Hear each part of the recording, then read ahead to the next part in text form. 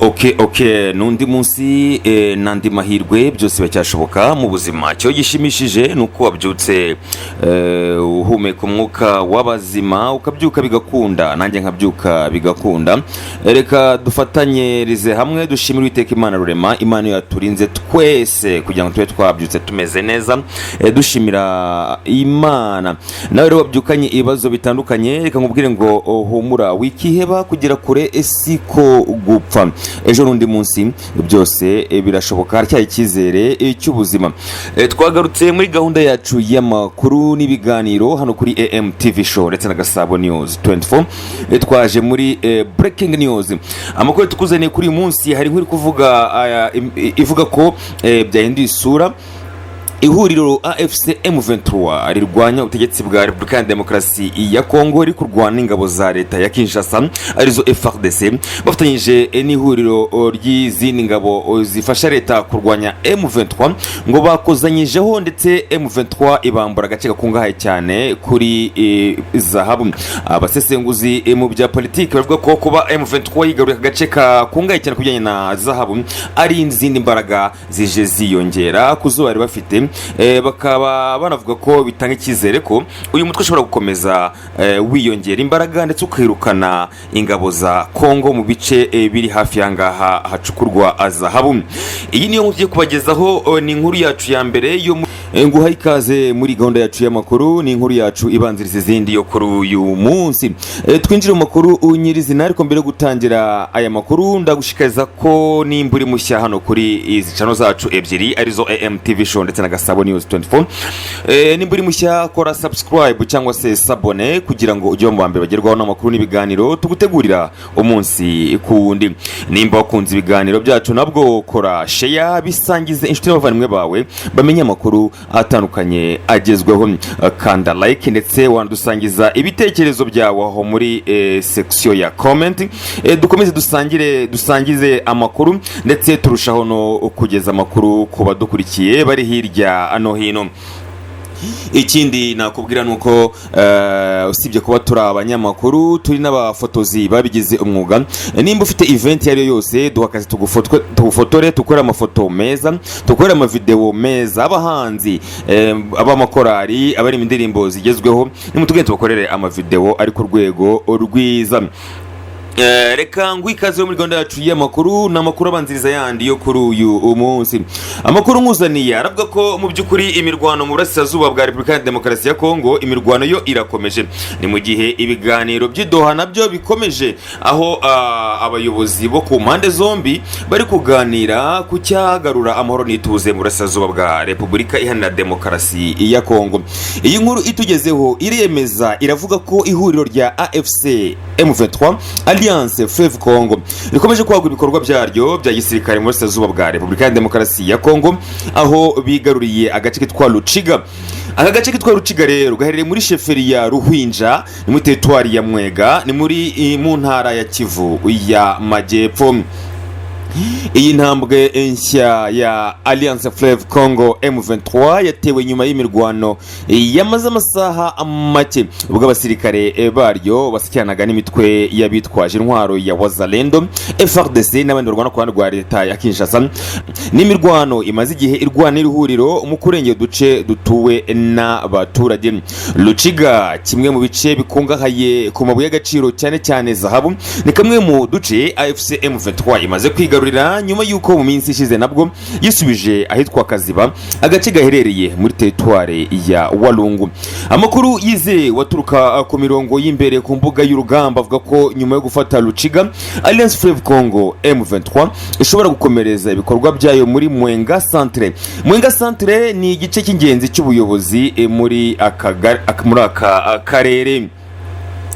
Ibi rero bibaye mu gihe mu murwa mukuru wa Qatar Doha hakomeje ibiganiro bihuje iri huriro rya Alliance Fleuve Congo na leta y'Kinshasa. Ni mu rwego rwo gushaka ibisubizo bya politike ku bibazo by'umutekano maze imyaka myinshi uhungabanye mu burasirazuba bwa Repubulika Iharanira Demokarasi ya Kongo. Nubwo ibiganiro bikomeje, ibikorwa bya gisirikare birimo kugaragaza uko utizerana gukomeje kuranga impande zombi. Kwigarura uduce tuzwiho umutungo kamere cyane cyane zahabu byatumye hari benshi batangiye kubona ko Alliance Fleuve Congo igamije no kugenzura umutungo kamere wa Congo mu gihe abaturage b'utwo duce bari bahangayikishijwe n'umutekano muke, guhunga no kubura ibyangombwa by'ibanze. Ngaye nguko iyi niyo nkuru yacu twari tukuzaniye muri iki gitondo, gusa turakora ubusesenguzi butarambiranye turebere hamwe bijyanye no kuba AFC M23 yafashe aka gace kitwa Ruciga, bivuga ko ari agace gakungahaye cyane ku bijyanye n'amabuye y'agaciro yo mu bwoko bwa zahabu. Ibi ngo biratanga imbaraga cyangwa se biragaragaza ko M23 kugenda irushaho kwigarurira bimwe mu bice bikungahaye ku mabuye y'agaciro kugira ngo irusheho kwiyubaka mu buryo bumwe cyangwa se ubundi. Ibintu bishobora kuzagora ubutegetsi bw'Kinshasa mu gihe cyose M23 akomeza kwiyongera imbaraga cyangwa kwigwizaho imbaraga muri ubu buryo bigarurira ibice bitandukanye bicukurwamo amabuye y'agaciro. Njyangore mu minsi ishize gusa tumaze iminsi twumva ko hari ibiganiro by'amahoro biri kubera i Doha bihuje impande ebyiri zishyamiranye muri iyi intambara. Ibi biganiro rero nubwo biri kuba M23 yohereje intumwa zihagarariye iri shyaka n'izi ngabo bajya guhurira i Doha mu bihe bitandukanye n'ubutegetsi bw'Kinshasa, ariko mu by'ukuri kigaragara nuko hagaragaramo ukutizera hagati y'impande zombi. Nimvuga impande zombi ndavuga uruhande rwa Repubulika ya Demokarasi ya Congo, aho mu by'ukuri iki gihugu kigaragaza ko gifite ubushake bwo kuba cyajya ku meza y'ibiganiro kikaganira na AFC M23 bakareba uburyo ki ibintu byasubira mu buryo, intambara igahagarara ndetse abaturage bahunze bagasubira mu byabo. Icyo rero ni ikintu uko kigaragara harimo ukutizera hagati y'impande zombi. Mu gihe yasabwe agahenge uruhande rumwe rurabyemeza ariko urundi ntirubyemeze. Ngira ngo minsi twabyumvishije ubwo Warikare yarekurwaga na AFC M23 ibiganiro by'Idoha bitangiye. Icyagaragaye nuko ingabo za Kinshasa ntabwo zahwemye kwibasira ibice bigenzurwa na AFC M23, nyamara mu gihe M23 yari yemeje amasezerano y'agahenge isubira inyuma kugira ngo ibiganiro bihabwe umwanya baganire bagira ibyo bemeranyaho intambara ibe yahagarara. Ariko rero mu by'ukuri nyuma yo gusubira inyuma muri Warikare AFC M23 ikava muri Warikare yaje kwigarurwa na Wazalendo ndetse na FARDC, bidateka kabiri bahise berekeza imitutu y'imbunda mu bice biri hafi aho ngaho byari birimo abarwanyi ba AFC M23 bagamije kubatsinda cyangwa se kubirukana bakabavana muri hafi y'ibice bya Warikare. Gusa ndimo ko tugeraho aremeza ko n'uyu munsi Warikare yongeye kwigarurirwa na AFC M23 nyuma yo gukubita izi ngabo zirwana ku ruhande rwa leta ya Congo bakava muri ibi bice. Ubu ibi bice biragenzurwa na igice kindi kigenzurwa na AFC M23. Abantu bakomeje kwibaza iherezo ry'iyi ntambara ivugwa mu burasirazuba bwa Repubulika ya Demokarasi ya Congo, bakibaza nimba mu by'ukuri iyi ntambara izarangira cyangwa se impande zombi zizumvikana.